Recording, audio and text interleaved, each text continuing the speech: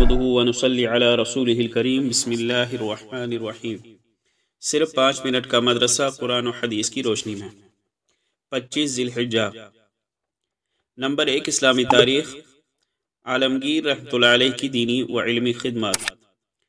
اورنگزیب عالمگیر رحمۃ اللہ علیہ کو اسلامی و شرعی علوم سے خاص لگاؤ تھا۔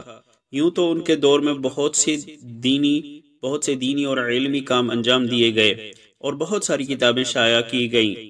انہی میں سے علامہ حسن کی کتاب رد شیعہ اور دوسری کتاب مولانا محمد مصطفیٰ کی نجم الفرقان ہے، جو قرآن مجید کے الفاظ کی فہرست انڈیکس ہے۔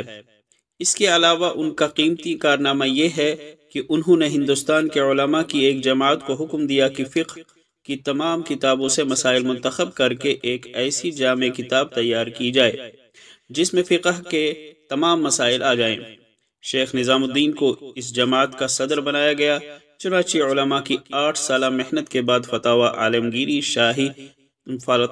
عالمگیری شاہی تیار ہوئی، جس پر اس زمانے میں 2 لاکھ روپے خرچ ہوئے۔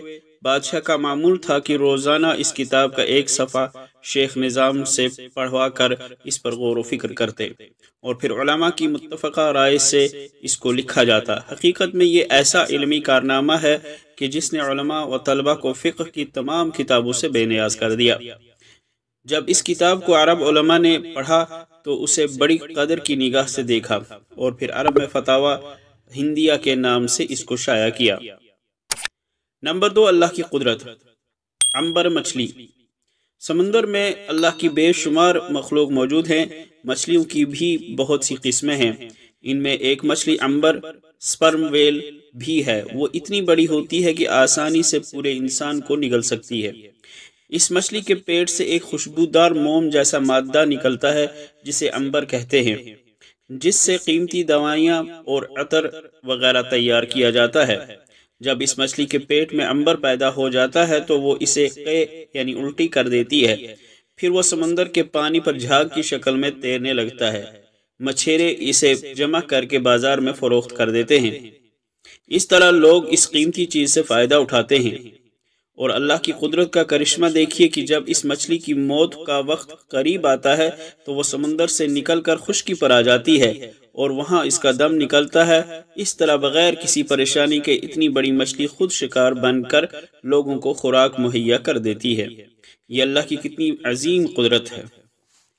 نمبر 3 ایک فرض کے بارے میں۔ نماز میں تشہد پڑھنا واجب ہے۔ حضرت عبداللہ بن مسعود رضی اللہ عنہ فرماتے ہیں کہ جب ہم حضور صلی اللہ علیہ وسلم کے ساتھ نماز پڑھتے تو تشہد میں یہ کہتے تھے: السلام علی اللہ من عبادہ السلام علی فلان فلان و فلان۔ ترجمہ: اللہ پر سلام ہو، اس کے بندوں کی طرف سے فلاں اور فلاں پر سلام ہو۔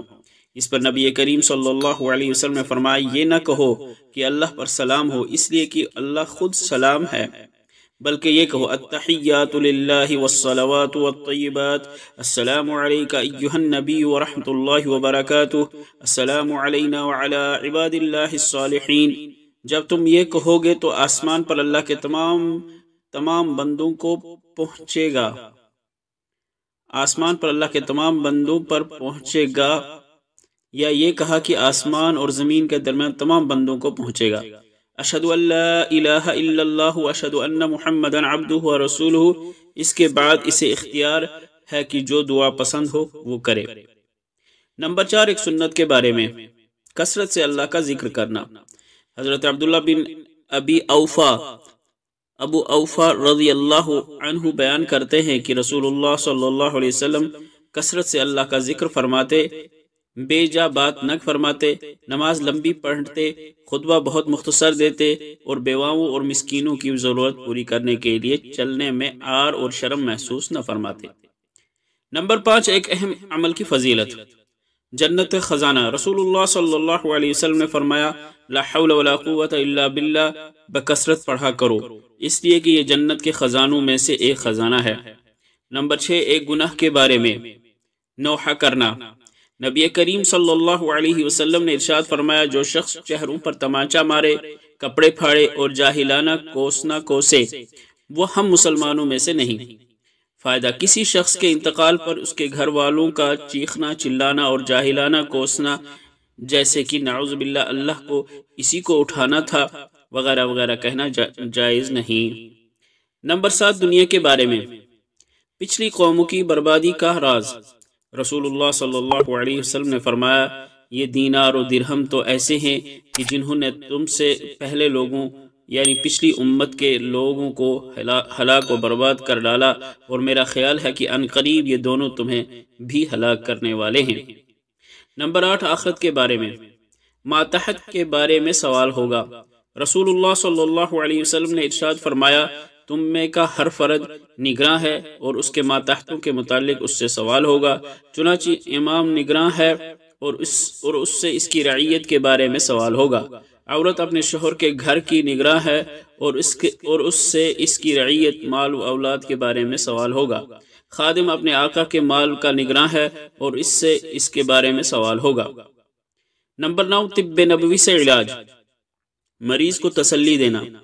حضور صلی اللہ علیہ وسلم ایک شخص کی عیادت کے لیے تشریف لے گئے اور ان سے فرمایا، کوئی حرج نہیں، انشاءاللہ شفا ملے گی اور گھبرائیے مت، یہ مرض آپ کو گناہوں سے پاک کرنے والا ہے۔ نمبر 10، قرآن کی نصیحت، اللہ سے ڈرو۔ قرآن میں اللہ تعالیٰ فرماتا ہے، اے لوگو اپنے پروردگار سے ڈرو جس نے تمہیں ایک جان سے پیدا کیا اور اسی سے اس کی بیوی پیدا کی اور ان دونوں سے بہت سے مرد اور عورتیں دنیا میں پھیلا دیے۔ اللہ تعالیٰ عمل کرنے کی توفیق عطا فرمائے۔ وآخر دعوانا الحمد للہ رب العالمین۔